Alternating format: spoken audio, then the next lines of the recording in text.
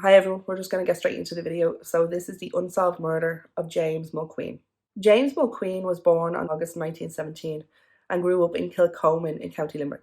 He went by Jim, and after leaving school he worked as like a labourer on farms around the area. And then after World War II he actually left to go to England to work in construction. In 1971, his brother Thomas died back in Limerick, so Jim actually came home and moved into the family home in Limerick. He then began working for the OPW, that is the Office of Public Works, and he actually worked like draining rivers and stuff like that. It must have been when they were flooded and stuff, I don't know. Jim was a bachelor and enjoyed, sitting in the sun and reading a newspaper. He went a couple of times a week to the local pub, Ned Lynch's, where the owner there, Ed Lynch, said he knew him for 30 years. He would have considered him a friend. He put a couple of bets on in the bookies. He called it the stock exchange. So he said to the others, like the locals, if I'm going into the stock exchange, he would say that he obviously only done, a little bit of betting for a bit of fun. He said like, it's a hobby, you wouldn't be making money out of it. When he did go to the pub, he had his own little regular spot where he would stand, he didn't sit. And he would usually start off with maybe a whiskey and then he'd have a few Guinnesses before heading home. And Ed said that sometimes he might buy a bottle of whiskey to take home with him so that he can have another drink at home. Like that, locals in the pub and stuff would say that he would tell them about his time in England. He would see different people giving speeches at Speaker's Corner, this type of thing. Obviously, we're coming up to he was 92, so like a whole world and life of experiences. So, I'm sure he had a few tales to tell. He would be called like a lot of nice things, so like lovely and stuff, and like Ed would say that he was the nicest man you could ever meet.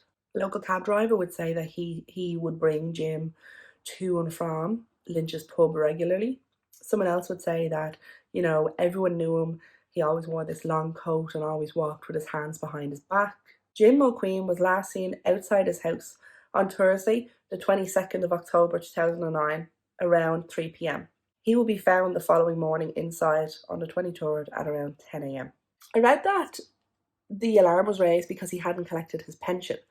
So I'm not sure if maybe the pension comes out on the Thursday and the fact that he hadn't gotten it, and then on the Friday that's when they raised the alarm, or was it by like Friday he hadn't come in between 9 and 10 and they were already like, oh no, Jim always comes in at 9 a.m.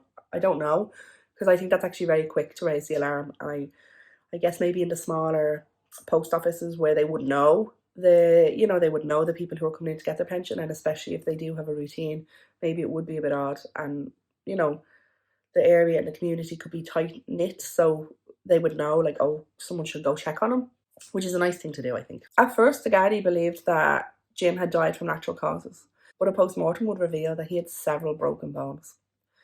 There was no forced entry into his house, although it did look like there had been a disturbance inside. It is also said that a sum of money was missing. A couple of sources say this, but it doesn't say like was €100 missing or was like €1,000 missing. So I'm not really sure about the amount, but obviously it was substantial enough for it to be noted. You'd also wonder then who would have known for him to have that money there. Did they know that he had savings or something? Maybe a neighbour would have known that he kept his savings there or something. I'm not really sure. Ed would say that Jim would have been worried, in his later years, of his home being broken into. And he had told him before that if someone ever did break into his house, that he would put up a fight. The investigation, I don't know, there's not a lot on it. Obviously they didn't have a lot to go on. However, in March 2014, they did arrest a man in his 50s. However, he was let go and a file was sent to the DPP, but the DPP decided not to file charges. And that seems to be all there is on the murder of Jim.